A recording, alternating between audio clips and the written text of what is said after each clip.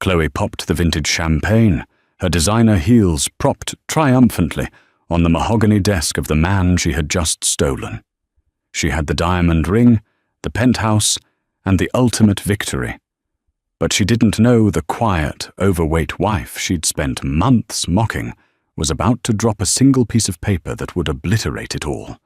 Chloe Hastings was 26, ruthlessly ambitious, and possessed the kind of Pilates sculpted body that turned heads in every boardroom she walked into. She was a senior PR executive for a top-tier Chicago firm. But her greatest project to date wasn't a corporate rebranding. It was the hostile takeover of Simon Gallagher. Simon was a catch by anyone's standards. At 42, he was the charismatic Silver Fox CEO of Gallagher Logistics, a supply chain empire that had exploded in valuation over the last decade. He drove a customized Porsche, wore bespoke Italian suits, and commanded every room he entered. But for the last 8 years, he had been chained to what Chloe affectionately referred to as the dead weight.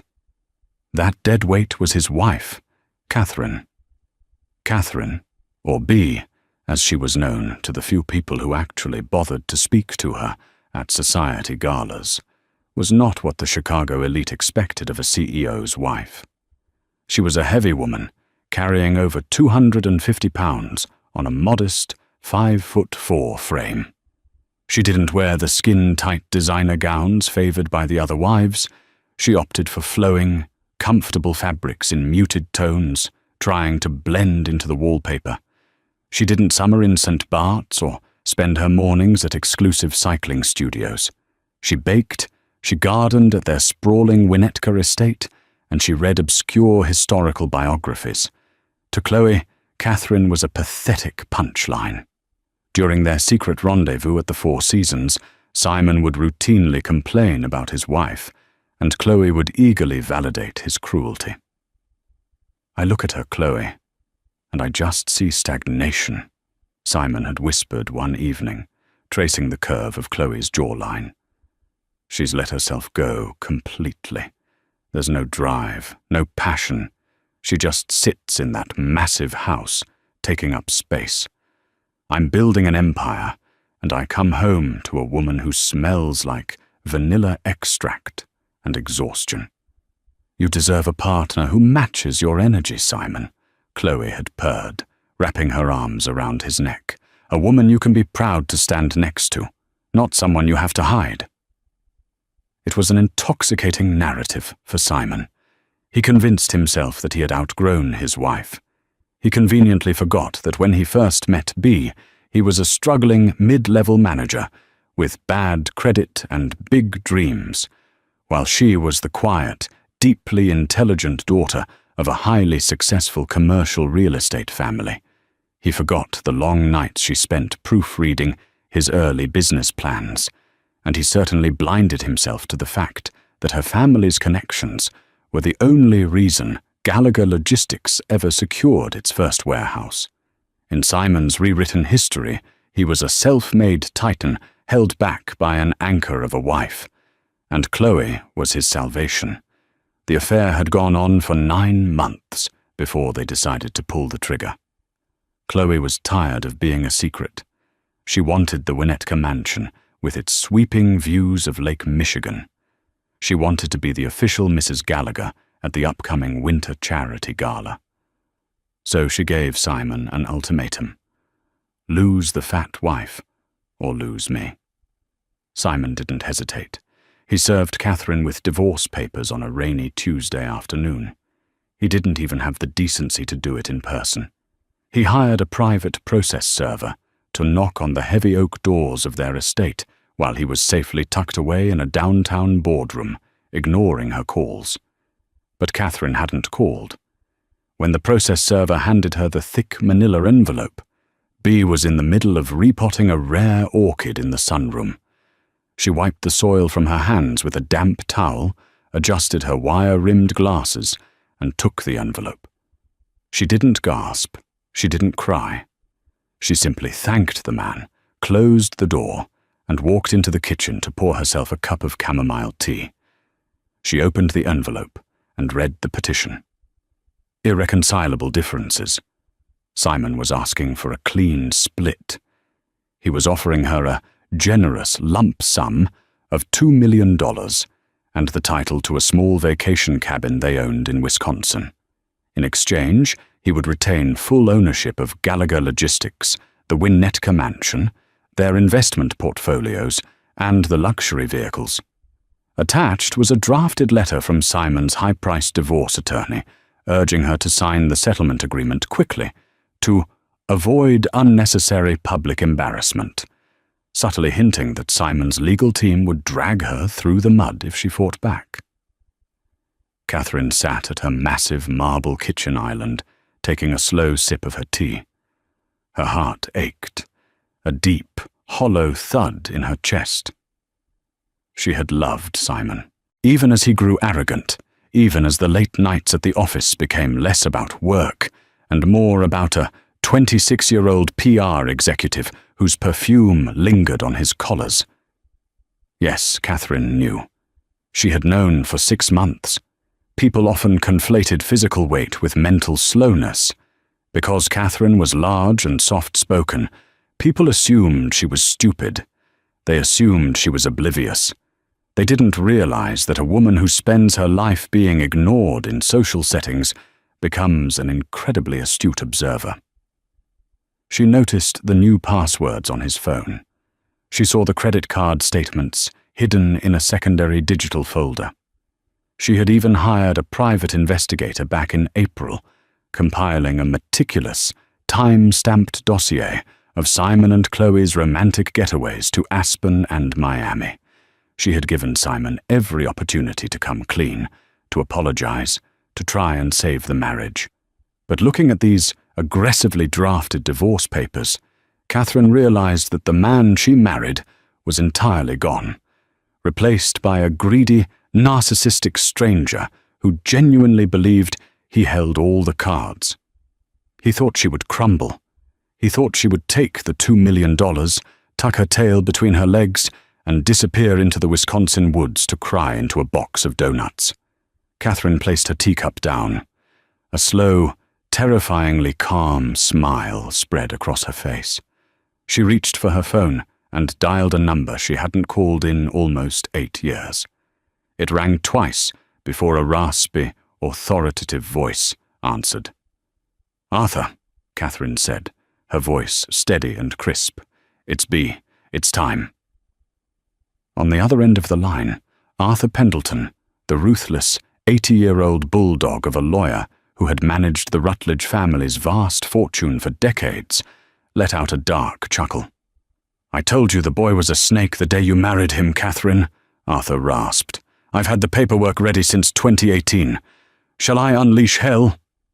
"Not yet," Catherine replied, looking out the window at the sprawling, manicured lawns of the estate. "Let them celebrate. Let them think they've won. I want him as high up on his pedestal as possible before we knock it down." Over the next 3 weeks, Chloe Hastings lived in a state of euphoric bliss. Simon had officially moved out of the Winnetka Mansion, temporarily he promised, and into Chloe's upscale Gold Coast apartment. The divorce proceedings were technically underway, but Simon's lawyer informed them that Catherine had not yet filed a formal contest. She had merely requested a 30-day extension to review the settlement offer. "She's just dragging her feet," Simon scoffed one evening, pouring a glass of Macallan 18. "She's terrified of going to court. She doesn't have the stamina for a legal battle. She'll sign. She just wants to play the victim for a few more weeks." "I just want her out of our house," Chloe pouted, leaning against the kitchen counter in her silk robe. "I've already contacted a completely new interior design firm. We need to gut that place, Simon. It smells like old lady and baked goods. I want sleek, modern, minimalist, white marble, black steel." "Whatever you want, darling," Simon promised, kissing her forehead. "It's practically ours anyway. The deed is under the company's holding LLC, so it goes with the business.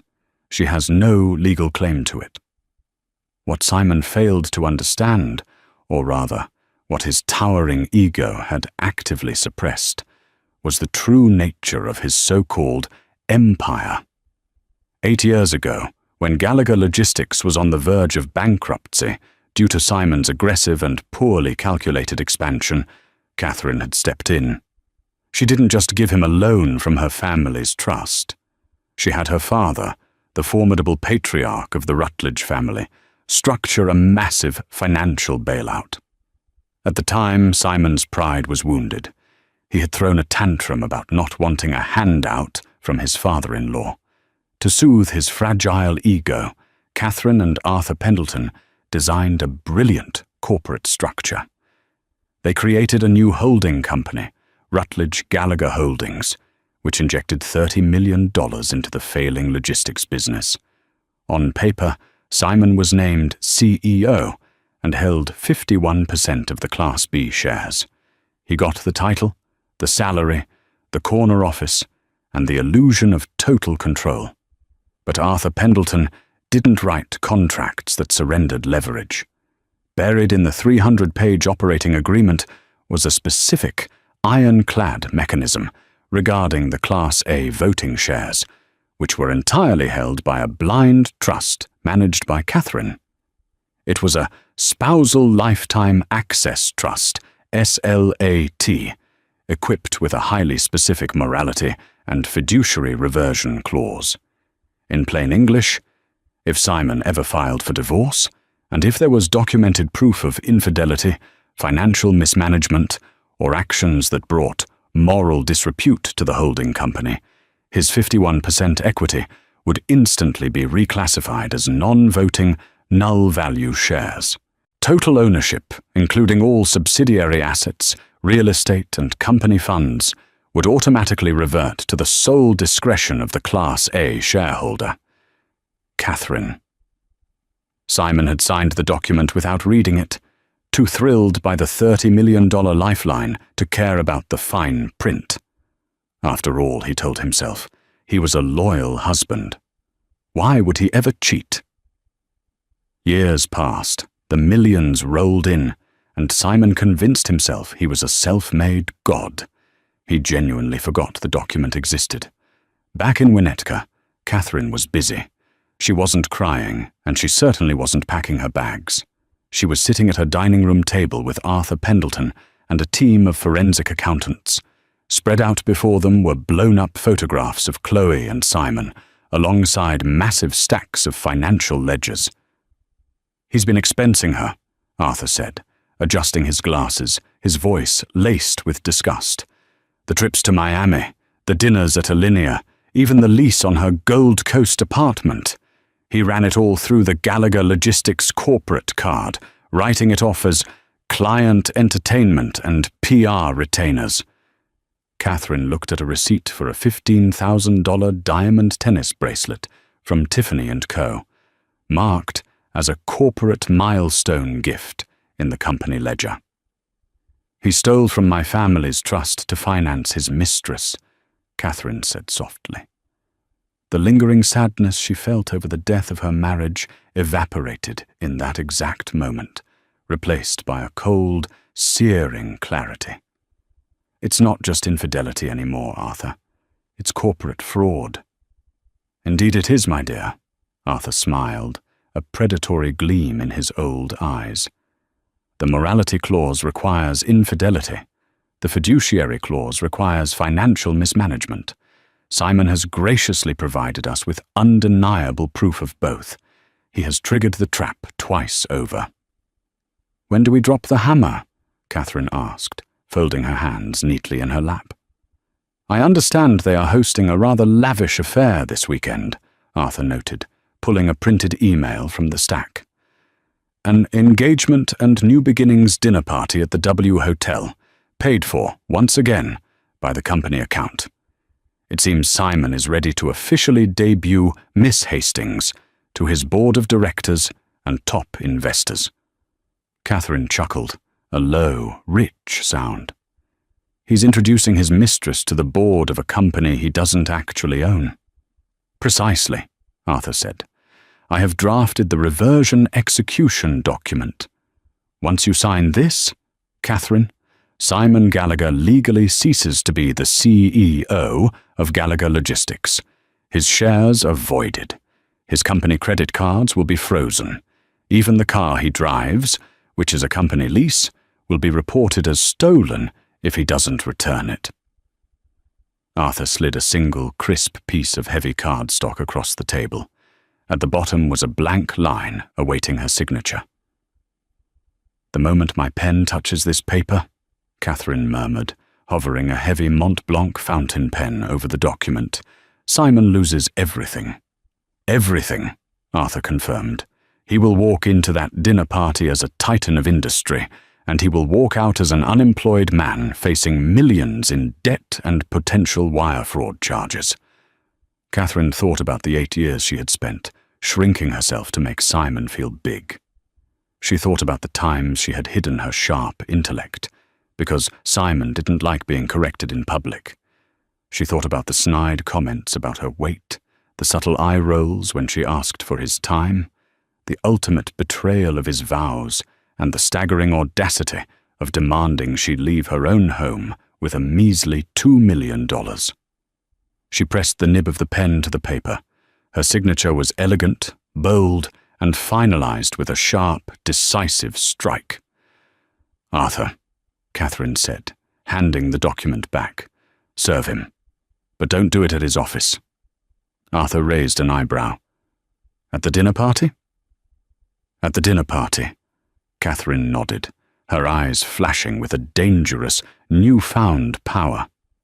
"Right in front of Chloe, right in front of his board. Let the whole room see exactly who really holds the leash." The private dining room at the W Hotel was a masterclass in modern opulence. Floor-to-ceiling windows offered a glittering, panoramic view of the Chicago skyline, while hundreds of floating candles cast a warm, flattering glow over the city's corporate elite. Chloe Hastings felt like she was floating. She wore a backless, emerald-green silk gown that clung to her Pilates-toned frame, and around her wrist sparkled the $15,000 Tiffany & Co. diamond tennis bracelet Simon had gifted her the previous week. Tonight was her coronation. It was officially billed as a strategic alignment. Dinner for Gallagher Logistics' top investors and board members, but everyone in the room knew the subtext. This was Simon's way of parading his new, vibrant partner in front of the people who mattered, effectively erasing the memory of his reclusive, overweight wife before the ink on the divorce papers was even dry. Simon stood at the head of the long, mirrored table, looking every bit the titan of industry in a sharply tailored Tom Ford tuxedo. He tapped his crystal champagne flute with a silver spoon, waiting for the murmurs of the room to hush. "To growth," Simon began, his baritone voice dripping with practiced charisma. He raised his glass toward Richard Sterling, the chairman of the board, and Patricia Caldwell, the lead investor. "The last 8 years have been an incredible journey for Gallagher Logistics. We took a struggling regional carrier and turned it into a national powerhouse. But a man is only as strong as his vision, and sometimes, to reach the next level, you have to shed the weight of the past." Chloe beamed, catching his eye from across the table. She subtly lifted her champagne glass, the diamonds on her wrist catching the candlelight. "I am stepping into a new era," Simon continued, his smile widening, "both professionally and personally. And I am thrilled to have all of you, and Chloe, by my side as we conquer the next decade." Polite applause rippled through the room. Richard Sterling offered a tight, diplomatic smile, though his eyes remained calculating. Simon opened his mouth to continue his toast, but the heavy mahogany doors of the private dining room suddenly swung open with a resounding thud that silenced the room instantly. Chloe turned, expecting to see a waiter wheeling in the first course. Instead, her breath hitched in her throat. Standing in the doorway was Catherine. She was not wearing the drab, oversized cardigans Chloe had sneered at in photographs. Catherine was wearing a custom-tailored navy blue wool trench coat, over a structured midnight blue dress that draped elegantly over her large frame. Her posture was impeccably straight, her silver-flecked hair pulled back into a sleek, severe chignon. She didn't look like a discarded, heartbroken wife. She looked like a queen surveying a rebellion. Flanking her was Arthur Pendleton, looking like a grim reaper in a three-piece charcoal suit, carrying a thick leather briefcase. Behind them stood two men in dark suits with earpieces, private security. "B," Simon stammered, his champagne glass freezing mid-air. The colour instantly drained from his face, replaced by a flush of hot, indignant rage. "What the hell are you doing here? This is a private corporate event." Chloe, sensing her perfect evening slipping away, immediately stepped forward, her voice sharp and condescending. "Catherine, you cannot be here. You are embarrassing yourself. Security is going to escort you out right now." Catherine didn't even look at Chloe. She kept her eyes locked on Simon, her expression terrifyingly serene. She walked slowly into the room, the heavy thud of her sensible heels echoing on the hardwood floor. "I am not embarrassing myself, Simon," Catherine said, her voice a calm, even alto, that carried effortlessly to the back of the room. "And this is not a private corporate event. This is a dinner paid for by the Gallagher Logistics corporate account, which makes it my business." Simon let out a harsh, patronizing laugh, looking around at the board members to gauge their reactions. "Your business? B, you've lost your mind. Go home. Call your therapist. I'll have my lawyers contact you tomorrow about the settlement." "We aren't here to discuss a settlement, Mr. Gallagher," Arthur Pendleton rasped, stepping forward.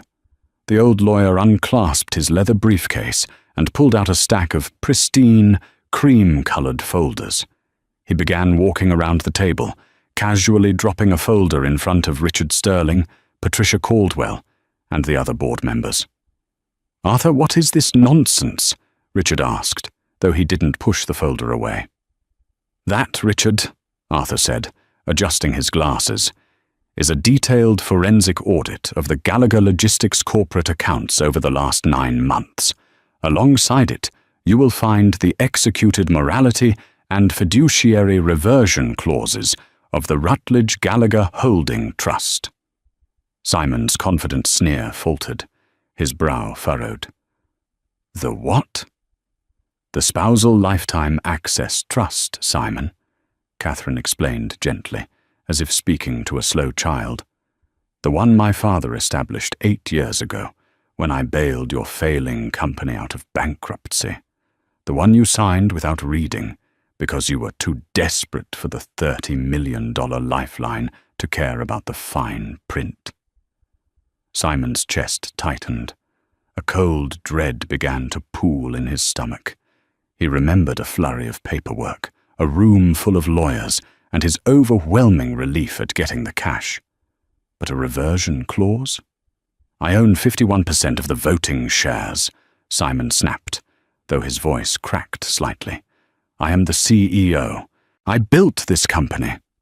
"You operated this company, Simon. You never owned it," Arthur corrected him coldly.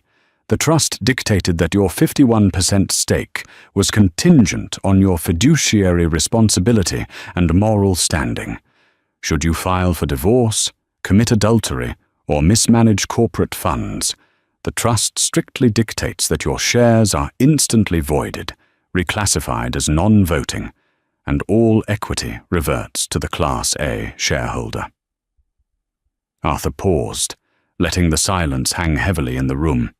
He pointed a long, bony finger at Catherine. "As of 6 o'clock this evening, Catherine is the sole legal owner of 100% of Gallagher Logistics. You, Simon, are currently trespassing at her dinner party." The silence in the W Hotel ballroom was absolute, deafening, and suffocating. Chloe stood frozen, her eyes darting frantically between Simon and Catherine. "Simon, tell them to stop. They're lying. Have them thrown out." But Simon couldn't speak. He was staring at the single piece of paper Arthur had just placed on the table in front of him. The reversion execution document. It was signed, notarized, and legally binding. The walls of his meticulously crafted, ego-driven reality were collapsing inward. Richard Sterling, the board chairman, flipped open the folder Arthur had given him. He scanned the first page, his eyes widening. He flipped to the second page, which contained high-resolution photographs of Simon and Chloe in Aspen, alongside corresponding corporate expense reports.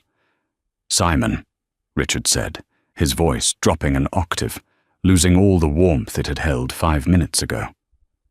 "You expensed a private jet to Miami under Logistics Trade Conference?" There was no conference in Miami. "And a luxury apartment lease in the Gold Coast under Corporate Housing Retainer," Patricia Caldwell added, flipping through her own copy of the audit, her tone laced with absolute disgust. "Wait," Chloe interrupted, panic rising in her chest. "That's my apartment. Simon pays for that from his personal account." "He does not, Miss Hastings," Arthur Pendleton said, turning his icy gaze toward the young PR executive. "He has been utilizing corporate funds to finance your lifestyle, which brings me to the jewelry." Arthur pointed directly at Chloe's wrist. "That Tiffany tennis bracelet you are wearing was expensed 3 weeks ago as a client milestone gift. Under Illinois law, you are currently in possession of stolen corporate property. I suggest you take it off immediately, unless you wish to be included in the wire fraud and embezzlement charges we will be forwarding to the district attorney tomorrow morning." Chloe gasped, physically recoiling. She clawed frantically at the clasp of the diamond bracelet, her perfectly manicured nails slipping in her panic. When it finally snapped open, the bracelet fell to the plush carpet. She didn't dare bend down to pick it up. Simon finally found his voice, though it was a desperate, hollow croak. Catherine, please. You can't do this. I built the supply chains. I secured the contracts. The company needs me. We can negotiate this. I'll drop the divorce. I'll end it with Chloe right now." Chloe whipped her head around to stare at him, her mouth agape. "Excuse me?" "Shut up, Chloe," Simon barked, his suave facade entirely gone, replaced by a terrified, cornered animal. He looked back at his wife, his hands trembling. I'm sorry. I lost my way. I was stressed. Please, let's just go home and talk about this." Catherine looked at the man she had loved, the man she had supported, the man who had systematically tried to destroy her self-worth for almost a decade. She felt no pity, only a profound, liberating emptiness. "We don't have a home, Simon," Catherine said softly. "The Winnetka estate is owned by the holding company. Since you are no longer an employee, you have no right to reside there. Your keys have already been deactivated, and your personal belongings are currently being packed by movers. They will be delivered to a storage unit in Skokie by tomorrow afternoon." Simon collapsed into the nearest dining chair, burying his face in his hands. "As for the company needing you," Catherine continued, her tone shifting from personal to strictly professional. She looked past Simon, addressing the board members who were watching the slaughter with grim fascination. "Richard, Patricia, I will be assuming the role of active chairwoman and interim CEO, effective immediately. The company will be rebranding to Rutledge Logistics. We will be launching a full internal audit to rectify Simon's creative accounting. I expect to see you all in the boardroom tomorrow at 9 sharp to discuss the transition." Richard Sterling didn't hesitate. He knew where the money and the legal power resided. He stood up, buttoned his suit jacket, and nodded respectfully to Catherine. "We will be there, Catherine. It will be a pleasure working with you." One by one, the investors and board members stood up. They didn't look at Simon. They didn't say goodbye to Chloe. They filed out of the room, leaving the disgraced former CEO and his mistress utterly alone with Catherine and her lawyer. Catherine turned to leave, but paused, looking back at Chloe, who was standing by the window, pale and shaking. "You told Simon you wanted a man you could be proud to stand next to," Catherine said, echoing the very words her private investigator had recorded during one of their hotel rendezvous. "Well, Chloe, there he is, a man with no job, no equity, 0 assets, and a pending federal fraud investigation. He is entirely yours." Catherine didn't wait for a response. She turned and walked out of the W Hotel ballroom, the heavy doors closing with a definitive, satisfying click behind her. Over the next 6 months, the illusion Simon had built was entirely dismantled. True to Arthur's word, the forensic audit revealed nearly $400,000 in embezzled corporate funds. Simon was forced to liquidate his remaining personal retirement accounts just to pay his legal fees and avoid a prison sentence, pleading down to a felony fraud charge that came with 3 years of probation and massive restitution.